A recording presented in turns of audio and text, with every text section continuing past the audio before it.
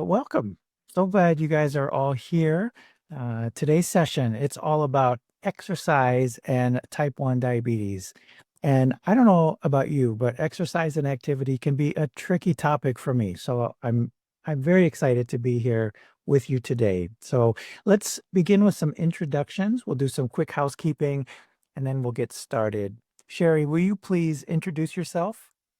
Yes. Hi, everyone. I'm Sherry. I am one of the dietitians and diabetes educators here at Blue Circle Health.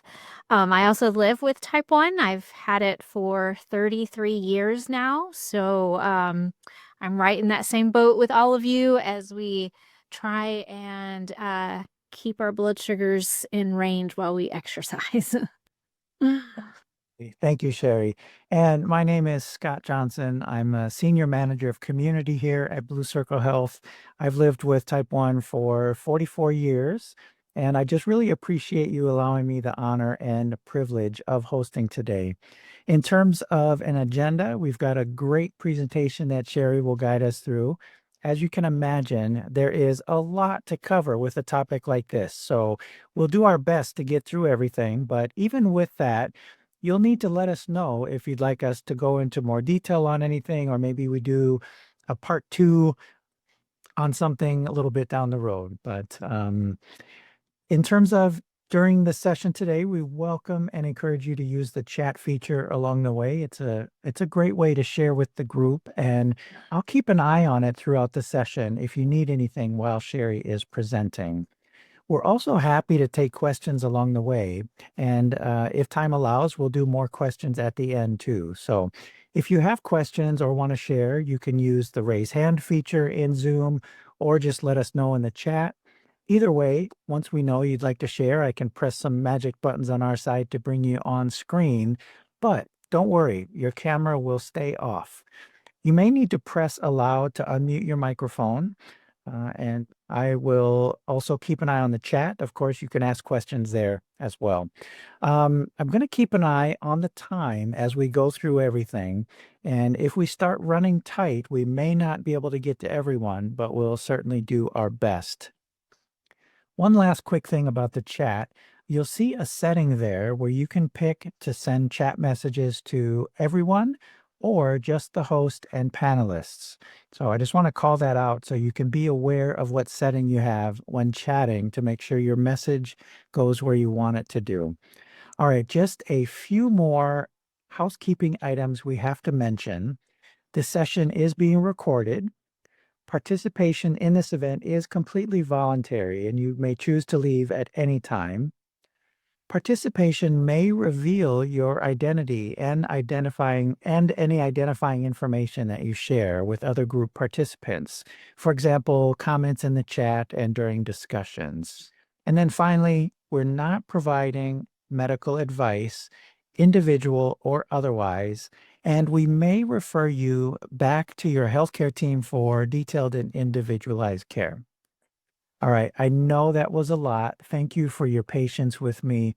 Let's get on with the good stuff. Sherry, over to you. All right, everyone. So today we're going to talk about exercise without the blood sugar roller coaster. All right, so let's jump in. All right, so we may enjoy riding roller coasters, but we don't want our blood sugars to look like this when we exercise. So I don't know about you guys, but I do not like roller coaster days, and we don't want our blood sugars to look like this with exercise. And please note that there are many, many different types of exercise. It does not mean you have to run or do CrossFit or do heavy weightlifting. It can be your favorite activity that gets you moving, gets your heart rate up, and helps you build strength. And it is okay to be different. You do not have to do exactly what your neighbor is doing or what the influencer on Instagram is doing. Whatever you want to do to get moving is okay, and we want you to have fun and to do it safely. Also, please know that we're talking mostly about entry-level exercise and not necessarily competitive or endurance type trainings, as that requires a bit more planning and a bit more specific nutrition needs and blood sugar goals and that sort of stuff. So remember, this is kind of an entry level exercise information. And again, we're not talking necessarily about competitive or endurance type trainings. Okay. All right. So let's talk about the benefits of exercise. You have probably all been told at some point in time that you need to exercise, and we may not really know why we need to exercise. Well, the benefits of exercise are many. It reduces our health risks for other diseases, and it helps manage chronic diseases and health conditions. It also strengthens bones and muscle. It also helps with weight management. It improves movement and prevent falls. It also improves our mental health and it helps us manage stress. And of course, for many of us here living with type 1 diabetes, it helps our blood sugar control. So that's a really important part to exercise. And exercise can impact blood sugars for 24 to 48 hours afterwards. So that is really, really important to keep an eye on your blood sugars and to know that if you're wondering, why did my blood sugars do something crazy? If you exercise the day before, it could be because of the exercise. Okay. So let's talk about the recommendations for exercise. Now, this is pretty much across the board for everyone. 150 minutes of cardio exercise per week. That can be boiled down to 30 minutes of exercise a day, which can also be boiled down to 3 10-minute increments of some cardiovascular work where you get your heart rate up. Like running up and down the stairs for 10 minutes. That may be something that you can do, or going for a walk for 10 minutes. Again, 150 minutes of cardio exercise per week. Then it's recommended that you do 2 to 3 days of strength training per week. So something where you're lifting weights, lifting heavy things, right? It doesn't necessarily have to be a barbell, but it could be, just ways that you're using and challenging your muscles to lift things progressively heavier and heavier. Okay. And it's also important to not go more than 2 consecutive days without physical activity. So what that means is not exercising Monday, Tuesday, Wednesday, Thursday, and then taking the rest of the week off, or doing Monday, Tuesday, Wednesday, and doing nothing the rest of the week. So you want to try and space out your exercise. So again, you're having days with exercise, and you don't have a huge break in that movement. Okay. Now, everyone does need to prepare for exercise, but those, of us here in this group, we have to prepare a little bit more. So we want to make sure that we're checking our blood sugar before we start exercising and have either your meter or your CGM to be able to check during your exercise if you start to have symptoms that may make you feel off. Okay. You also always want to make sure you have fast acting sugar available, whether it be glucose tablets or a juice box or something with, some fast acting sugar in case your blood sugar starts to drop. It's also important that we wear comfortable shoes, right? We don't want those blisters. So, foot care is always important too with diabetes, and we want to make sure we're taking the measures to prevent any blisters from happening. Okay.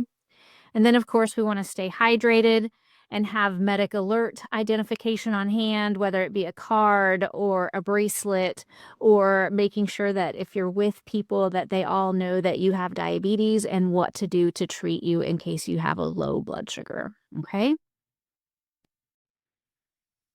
All right, so let's talk about what happens when we start to exercise. So, if you have steady cardio, like a walk, it tends to lower your blood sugar. So, like a steady state cardio where you're just kind of going along, that tends to drop your blood sugars during the activity as it continues. Okay.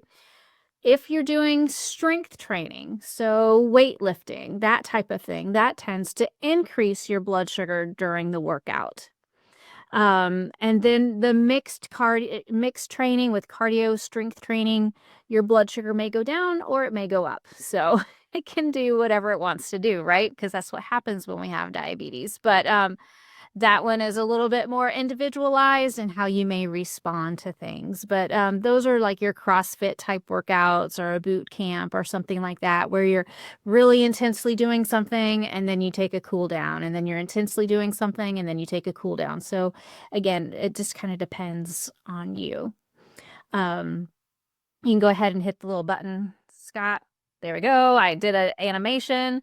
But it's important to note that consistent exercise will improve blood sugar control overall, okay? Which is what we want, right? We want to be strong, we want to be healthy, and we want good blood sugar control. So exercise will definitely help that. And the more consistent you are with it, the more improvement to your blood sugars you will see, okay? All right. So then the question is, what do we do when what our blood sugar is prior to exercise? So this is really important to use our critical thinking skills on, because it's typically recommended if you're less than 100, you may want to consider eating a snack without taking any insulin. But let's say you're less than 100 and you have double arrows going down on your CGM. It may not be just taking a small little snack. You may need to wait, a significant period of time for your blood sugar to come back up. Okay. And then if your blood sugar is higher than 250, you're going to want to check for ketones. If you're positive for ketones, you do not want to exercise. Okay. That can cause you to make more ketones. You will then want to start whatever ketone protocol that you have from your healthcare provider. However, if you're negative for ketones and your blood sugar is 250, you can do exercise. Just be mindful of how you're feeling. You can stop if you start having any symptoms of high blood sugars and things like that.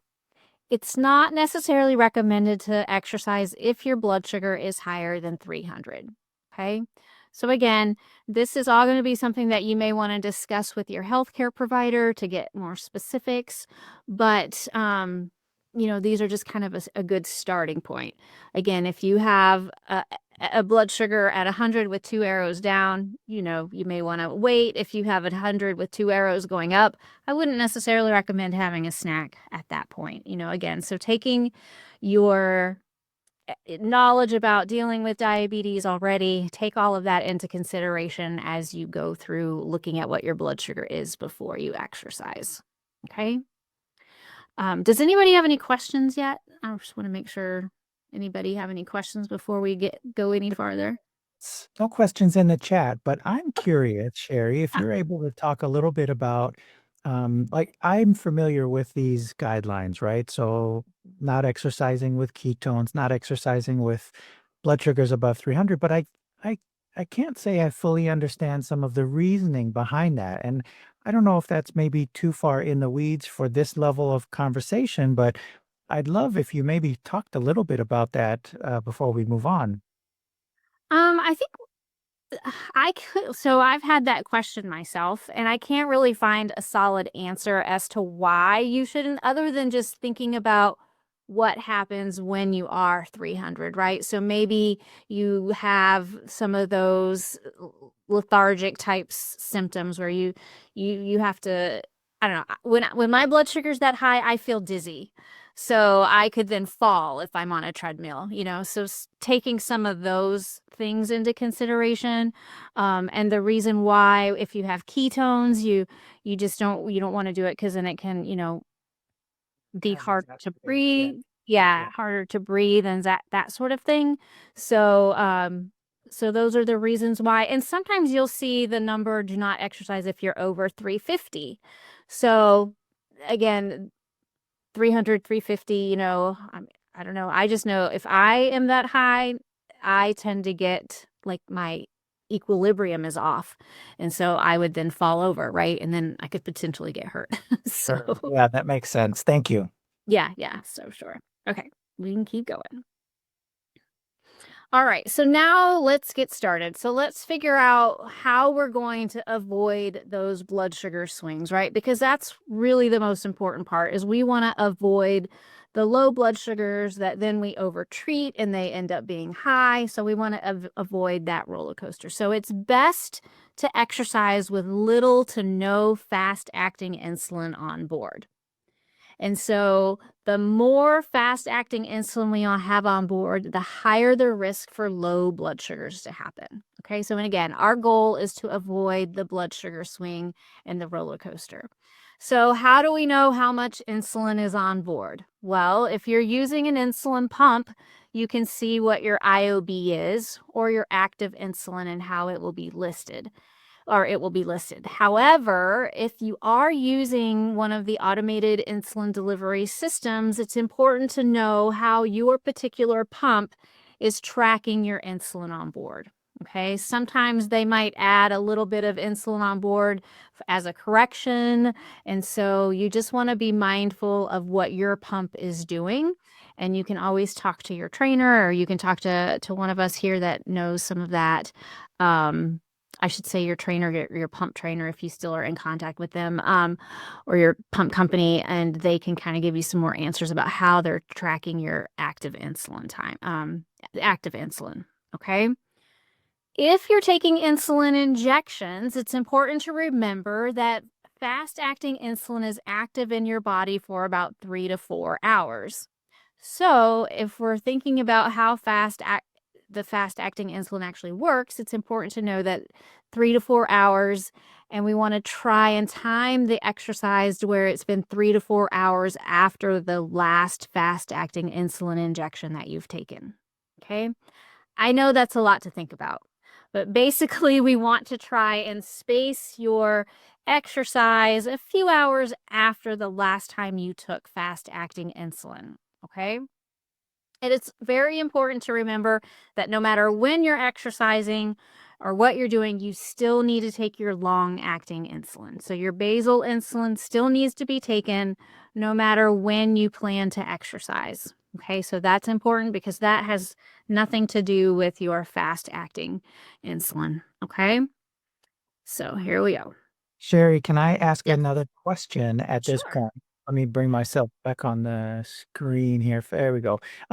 So with an insulin pump, we're using, you know, th- one insulin for both our fast acting, our boluses, and it's also being delivered by our pump with a basal rate.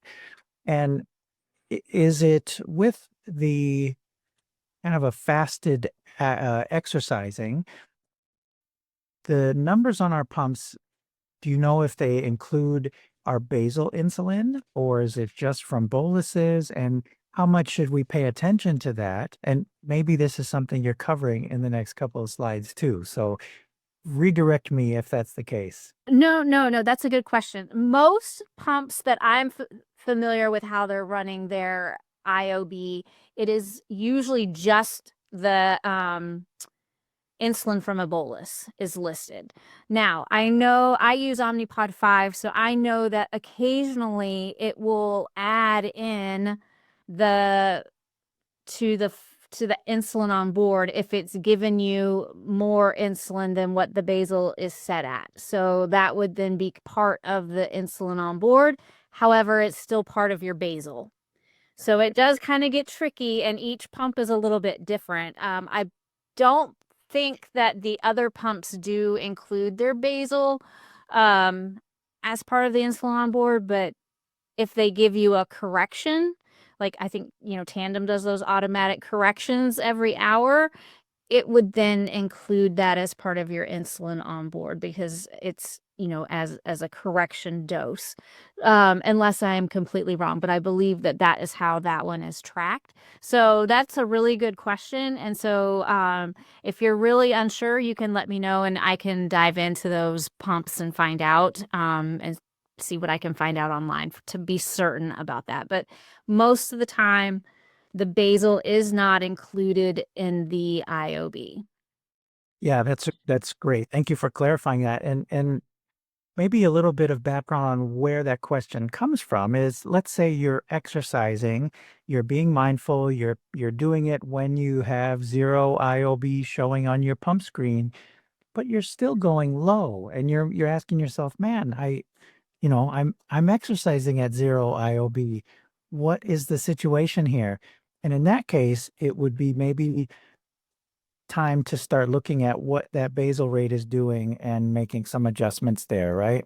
Right, exactly. Yeah. And we do talk about that in the next slide, but or in a couple slides. But yes, that would definitely be a question to keep in mind to think about. Maybe you need to adjust your basal rate for that period of time or do the exercise mode or something like that with your pump for sure. Great. Sounds good. Thank Mhm. All right. So, if there is insulin on board or if an injection has been given recently, you may need to have a carb snack. Sometimes life happens, right? And you've just given yourself a bolus and you've had a snack and it's been an hour and your friend's like, "Hey, let's go play volleyball at the park." So you may have to have a little bit of insulin, right? Because I'm not sorry, a little bit of a snack because that insulin could still be working, okay? Or if you're like, "Oh my gosh, my kids just went down for a nap and somebody's going to babysit for me. I can go and do an exercise." Maybe do a strength focused exercise that's going to cause your blood sugars to go up. Okay.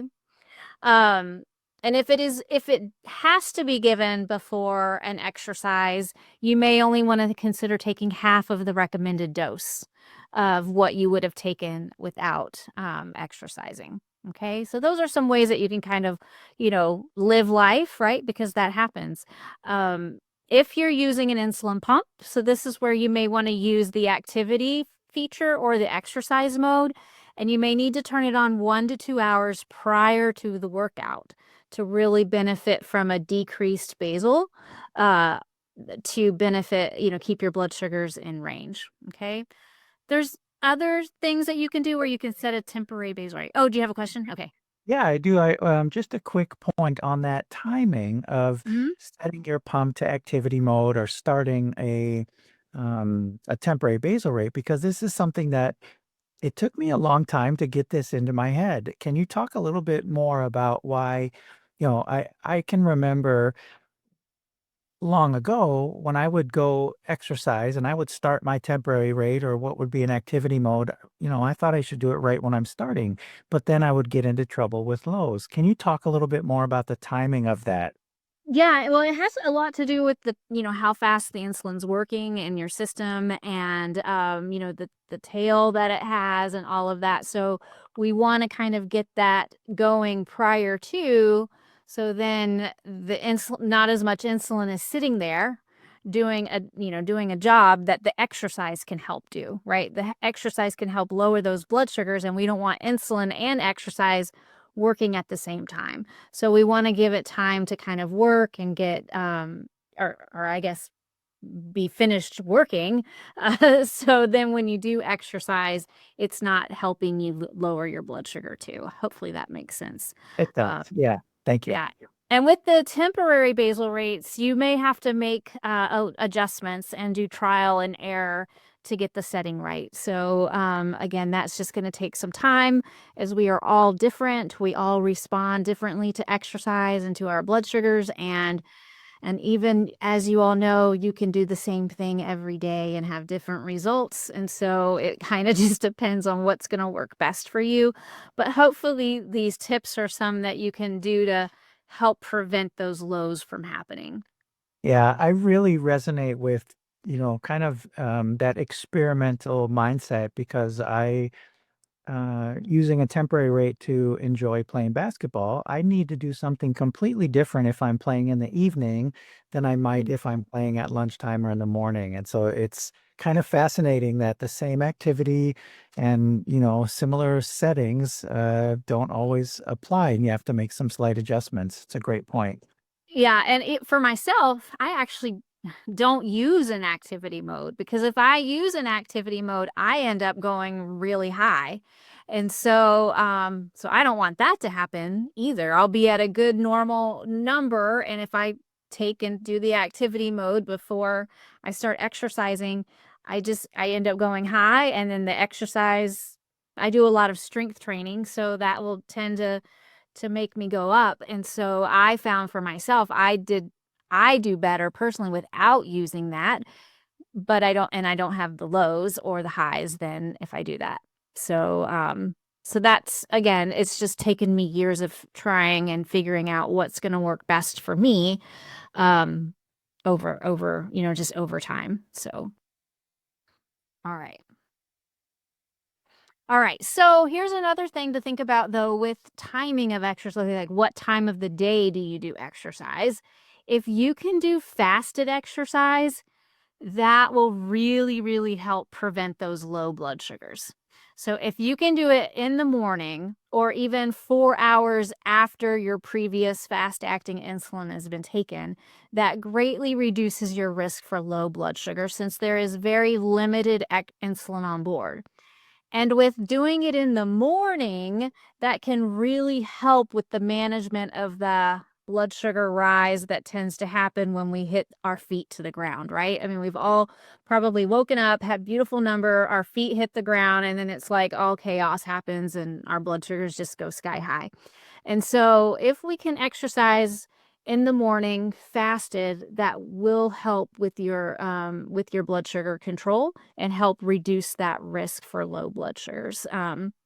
And so again, this is for the typical exercise that may last up to 1 to 2 hours. If you're exercising much longer or training for marathons again, we may need to adjust that information for you. But then again, if exercise is done shortly after a meal, think about what you're going to do, take less fast-acting insulin, and then, of course, closely be monitoring for low blood sugars if you have taken insulin shortly before exercising. Okay. Scott, do you have any examples of fasted exercise or anything like that? I love fasted exercising. In fact, in my case, it feels like it makes things so much easier for me that I will often kind of extend a fast.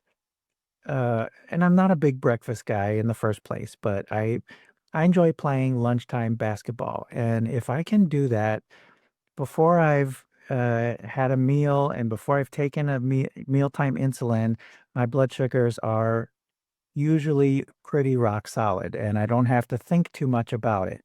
Um, Although that is quite a long fast, right? Not everybody enjoys fasting through the lunchtime hours. They maybe would prefer a later breakfast or something like that. It's, as you mentioned, Cherry, a game of trial and error, experimenting, um, things like that. But that's been my experience and something I really just makes it so much easier for me. Yeah, yeah, definitely. Um, I think I saw a question about why our blood sugars go up when our feet hit the ground.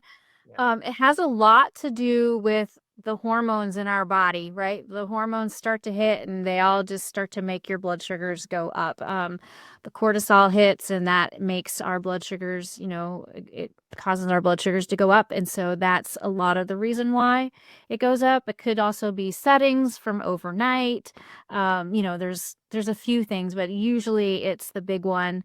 And also, many of us don't know that coffee, even black coffee, can make your blood sugar go up. And so we think we're not eating anything and we just have a cup of coffee, but that can make your blood sugars go up.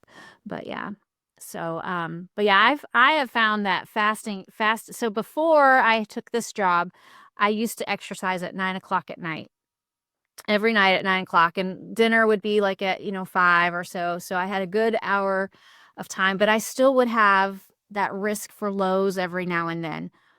Not often, but I would. And now that I work from 11 to 8 now, I'm exercising in the morning fasted, and it has made a huge difference. I never thought I would be able to do that, but it's made a huge, huge difference. So I am a big fan of fasted exercise now. All right. Okay, we can move on. Unless there was another question. Okay. So blood sugars, so we've done our exercise, we've done everything. Now, what do we expect after our exercise, right? Again, we're trying to prevent that roller coaster from happening. And so we need to know that exercise can impact your blood sugars for 24 to 48 hours afterwards. Um, and then again, of course, it's going to depend on the individual and how accustomed you are to exercise. Beginners may see more of an impact than seasoned exercisers, and it also depends on the intensity level of your workouts. High intensity workouts may have a larger impact, especially at the beginning. Okay. Um, you will most likely need less insulin to cover your meals. And that may be something that you see right at the beginning, or it may take a little bit of time for that to kind of see that impact, but you'll start to need less insulin to cover meals. So just be checking your blood sugar often and just being mindful of the fact that I've just done a big workout and I need to keep an extra eye on how I'm doing. So, all right. All right. So, what also to expect about recovery meals? You might see a lot of information on social media pushing different products as recovery meals or recovery drinks. However, you don't always need a recovery drink. So again, it's going to depend on the intensity level of a workout, the type of exercise you're doing. And again, you may or may not need one. And just to throw out that nutrition piece, because, I'm a dietitian, I have seen many, many people ruin their weight loss efforts with the high sugar recovery drink that they're drinking after the fact that's so high in calories and sugar um, that it's just negated all of the burn that they just did. So just a nutrition plug there. So, but sometimes you do need a recovery meal. There are times when you do need that recovery meal, and it's after those more intense strength training sessions. The body does need fuel to help build that new muscle and to begin the recovery process. But you may not need it when it's a less intense workout or a steady state cardio. I would just encourage you to eat your next meal as scheduled. Okay. Now, I'm not saying you don't hydrate. You can always be hydrating with water. That's always a good thing to be doing, but we don't necessarily need to have a huge recovery meal or a big drink, or also have all the Gatorades and that sort of stuff, unless you're sweating really intensely for more than an hour. So just kind of be aware of those things. And then, of course, with mealtime insulin, as mentioned previously, you may need to decrease that after exercise. Okay, so again, we're trying to prevent those roller coasters. The timing of the exercise is important, and the timing of your insulin, of course, is important to be mindful of. And then how much you're taking after the fact is also important. Okay. Sherry, can you talk a little bit about one of the common things I feel like I see is people with diabetes, they're exercising and they're very frustrated because they're having to consume calories to offset low blood sugars. And while, as you mentioned with the recovery drinks and the recovery foods, you have to be mindful of the calorie content. But even if, let's just imagine a scenario where you have eaten the amount of calories you burned, you're still exercise is still beneficial for you, right? Because you're cranking up your metabolism and there's these benefits that far outlast the actual workout itself, as you mentioned, the 24 to 48-hour benefits. Am I on the right track there, or tell me a little more? Absolutely. Yes, absolutely. When you're doing cardio, you're challenging your heart and your lungs to work more efficiently. So that's definitely important. When you're lifting weights and getting stronger, that is so important for bone health and for gaining lean mass. Because as we age, our muscle starts to go away. So we want to hold on to that lean mass as long as we possibly can.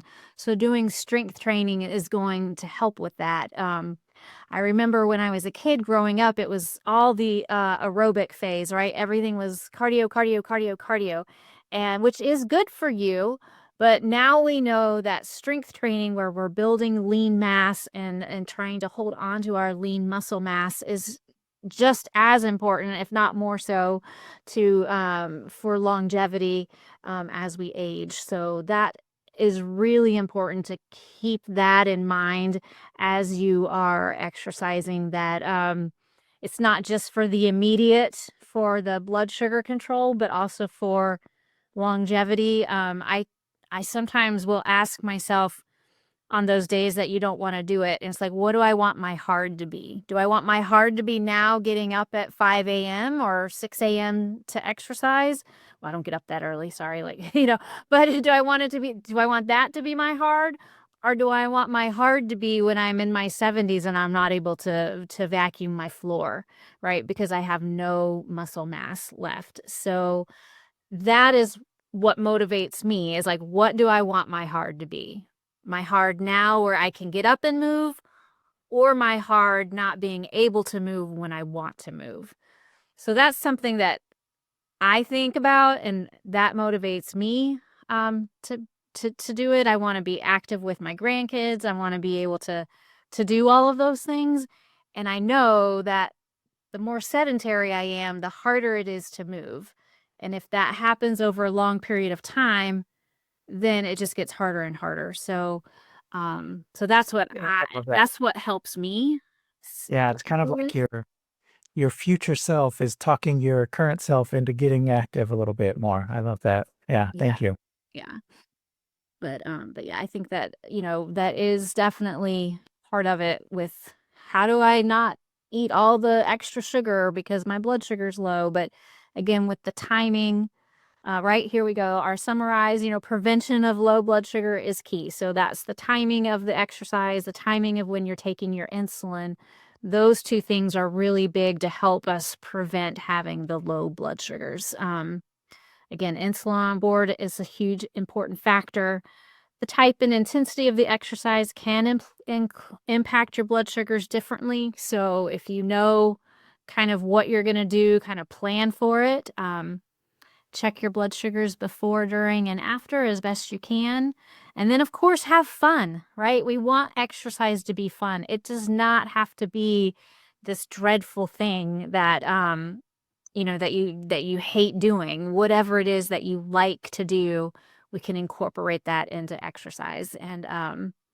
And one other thing to kind of note is that sometimes I hear a lot of people say, I don't want to get big and bulky, right? I don't want to get bulky. I don't want to have huge muscles. Females will usually say that. Men typically, most of the people that I've spoken to that are males want that. But just know that it takes a lot of work to have really, really big muscles and a lot of protein and a lot of effort. So if you are exercising just the, hour, 2 to 3 days a week of strength training, you are going to have great improvement, but you're not going to get really, really large muscles like Arnold Schwarzenegger or something like that unless you are basically living and breathing and spending all of your time at the gym and maybe using other things that aren't appropriate to help with that.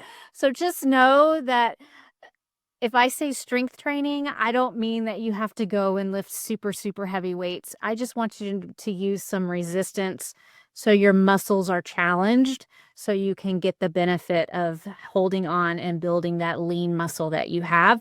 It takes a lot of work to get those really large muscles. So just wanted to clarify that in case there was any questions.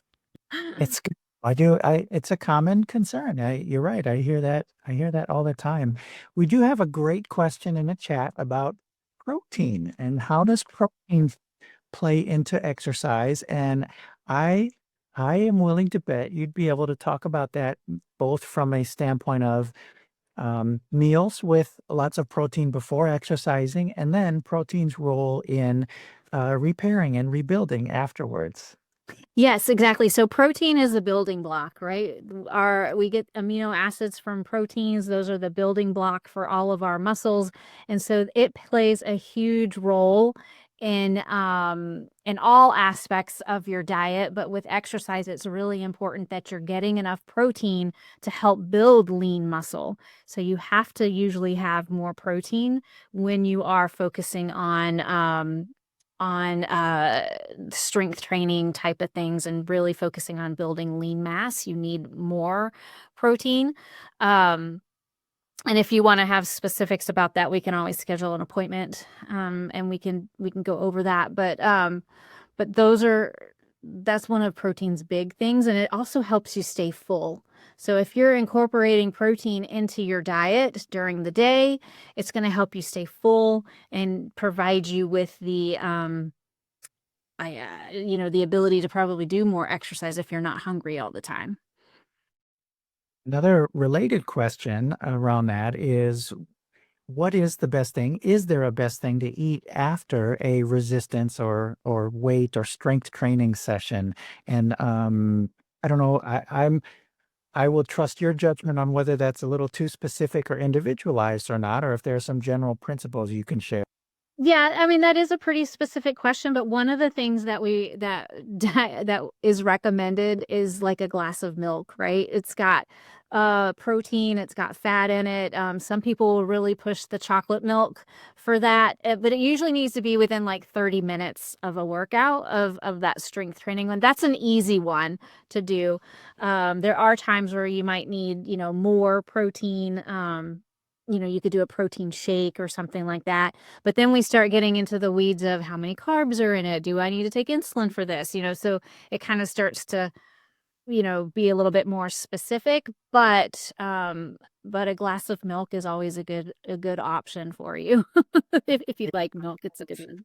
Kind of chuckling about that because I picture myself, right, going and doing all these weights and doing all this crazy exercise and like, all right, now I can reward myself with a muscle building meal, right? And I picture this just huge meal that fills me up, and it's like, maybe just have a glass of milk. Just calm down, glass of milk. I mean, the meal would probably be really good too, but usually you want it within like 30 minutes to really help with that recovery process. Um, and so it might be hard to get a really big meal within 30 minutes, but if you have like a glass of milk or, some of the lower sugar, protein drinks that are there, they can be impactful for you. It is important to note that, while I'm talking about the protein shakes or something, the protein is usually broken down pretty significantly, so it's absorbed pretty quickly and it can spike your blood sugar.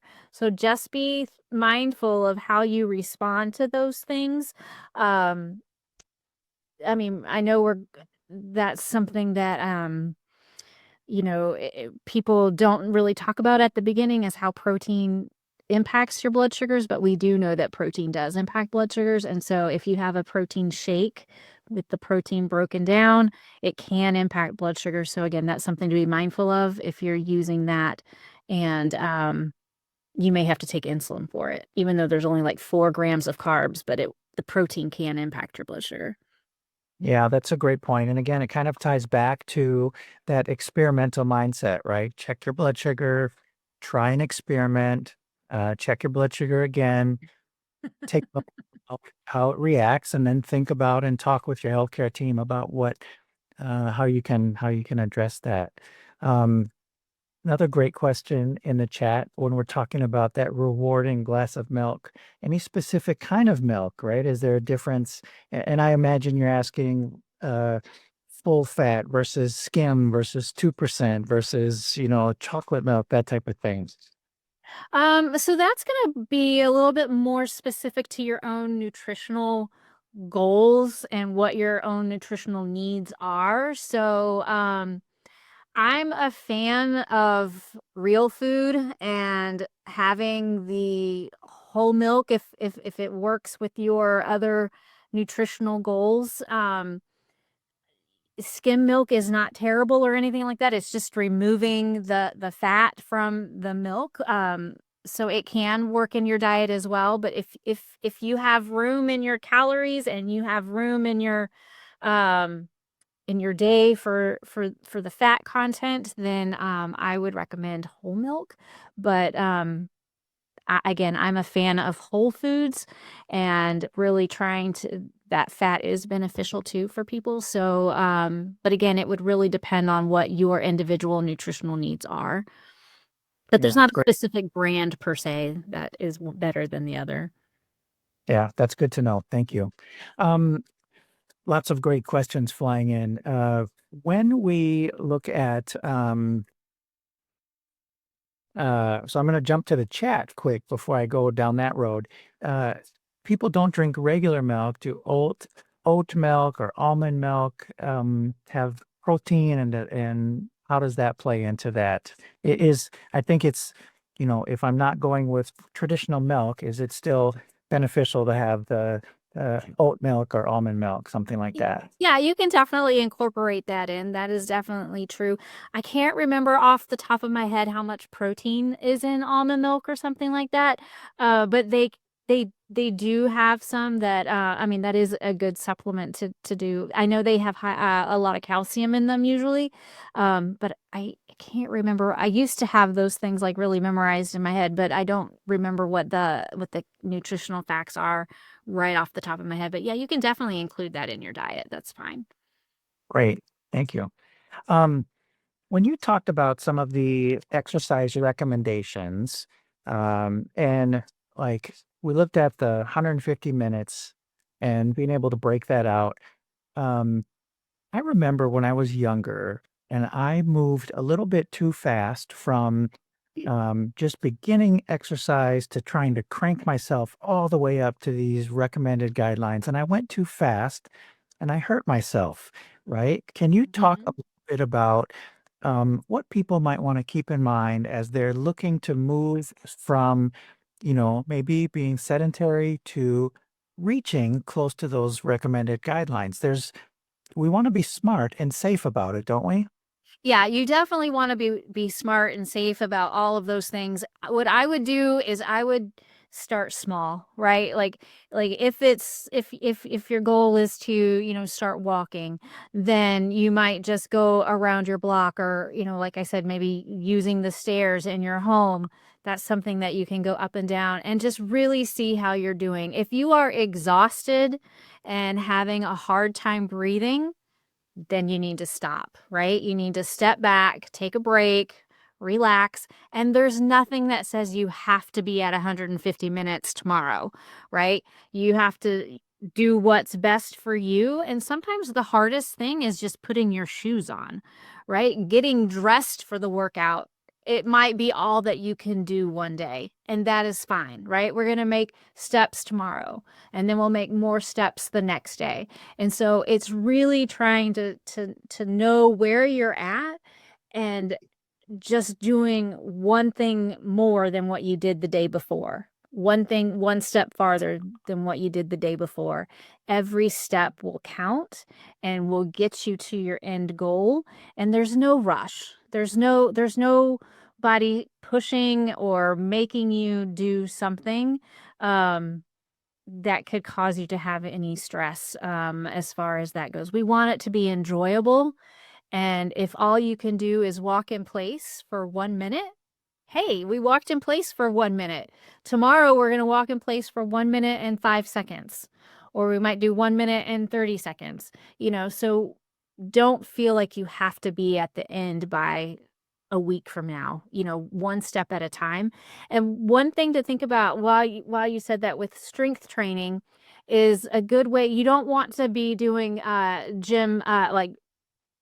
gym science, right? We don't want you going in and lifting all these heavy weights.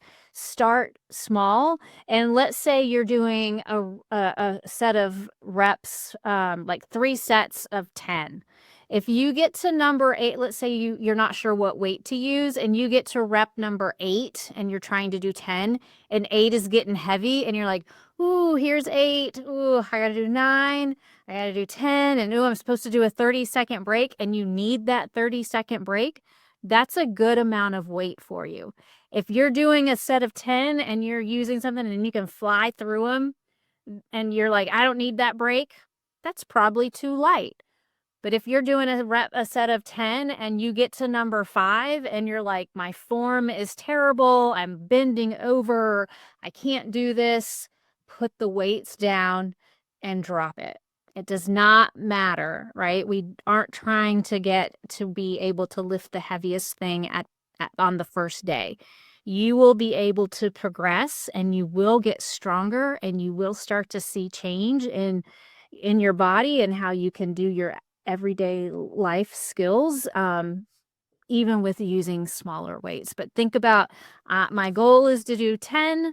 If I get to number 8 and that starts to be challenging, you're right where you need to be. If you get to number 5 or 4 and it's too heavy, put it down and use a lighter weight. If you get to 10 and you could blast through and do all 40 of them or all sets at one time, then that's a little bit too light for you. So you want to make sure that you are challenging yourself, but being safe at the same time. Yeah, that's a great guideline, and I'm so thankful you mentioned that because I often have not known where that kind of I know that I want a healthy struggle, right? I know that the only way I'm gonna progress is if I push myself a bit, but I didn't know until you just mentioned that. Does that mean I should be struggling at 6 or, so to know that 8 is the sweet spot where I want it to start feeling hard, that's really Yeah. great. Thank And you. yeah, and that's like for 10 reps. If you're doing 12 reps, you might want to get to 10. Sure. So again, it's going to depend on how many you're trying to do, but a good starting point is 10 reps. 3 sets of 10 is a good starting point Yeah, for that's great. exercising Thank and you. doing strength training stuff. So in this session, in this webinar, we've talked a lot about cardio and strength, but there also are words I've heard in the exercise space of um, aerobic and anaerobic. Can you kind of line those up for me and how they relate to what we've talked about today? And how do I know if what I'm doing is aerobic or cardio versus anaerobic and strength? Yes. So aerobic is like your cardio. It's using like the oxygen and all of that stuff. And for, oh goodness, that's a lot of science that I don't remember all the specific words about. But then anaerobic is your strength training. And so it's not necessarily using the oxygen. Ah, oh gosh, I can't remember all of that science behind it. But basically, it has to do with the way your body is being, your muscles are being fueled and what energy source they're using as they are moving. And so the cardiovascular is the same thing as aerobic, and anaerobic is your strength training. And so, also, if you do strength training, you might get sore. Well, you might get sore with either of them, but as we age, we tend to get sore a few days later. So that's something to think about too, that if you're like, why am I so sore? I haven't done anything. It may be from like 5 days ago. So, but keep moving, and that will work the soreness out. Um, if it's just from lactic acid and stuff. But yeah, so those are the two words that kind of correlate together: aerobic, cardio, anaerobic, strength training. Perfect. That's great. Another point that you mentioned that really resonated for me was um, using some different methods after I've exercised to prevent low blood sugars overnight or for hours and hours after that. And I really find that to be the case with my afternoon basketball. I need to, if I have a basketball session where I really feel like I've worked hard. I need to remember that later that afternoon, I need to tell my insulin pump, like, hey, back things down a little bit. And that is applies to my basal rate. It applies to my insulin to carb ratios and correction factors and kind of all that background math that the pump does. I need to tell it to back off a little bit. Otherwise, I have low blood sugars and just such an important reminder there.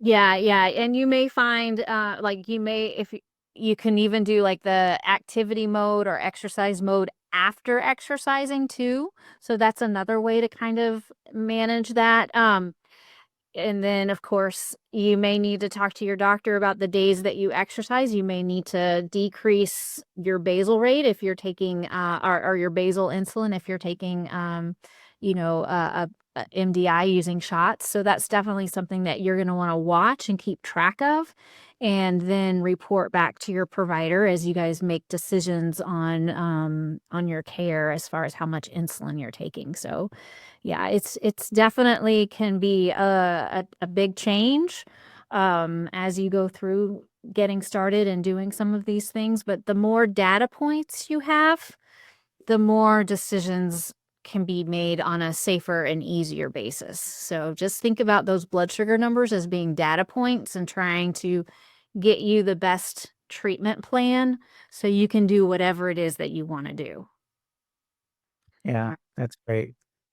Well, I want to just do a quick time check. We've got just about 5 minutes left. So if you have any burning questions you want to get in, now's the time. Um, I think I also would like to share a little bit about more upcoming events. So, um, I will, I'm going to just take a look at the comment here.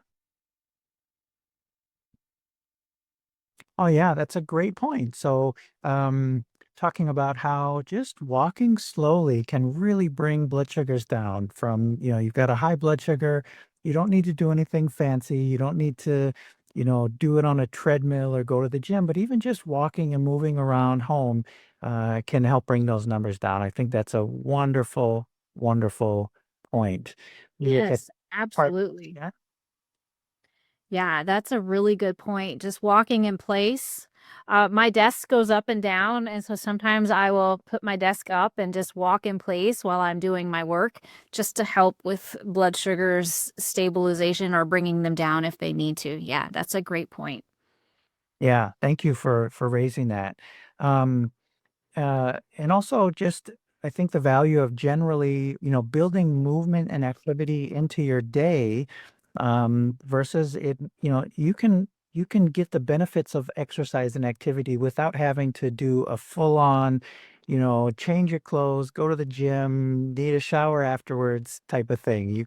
There's a lot of benefits to be gained there. Yeah, definitely, definitely. Just moving is really good.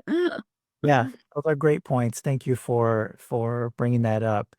Um, I think I'm gonna go ahead and start on the closing, talk about our upcoming events here. So, we really appreciate you attending and sharing your time with us today.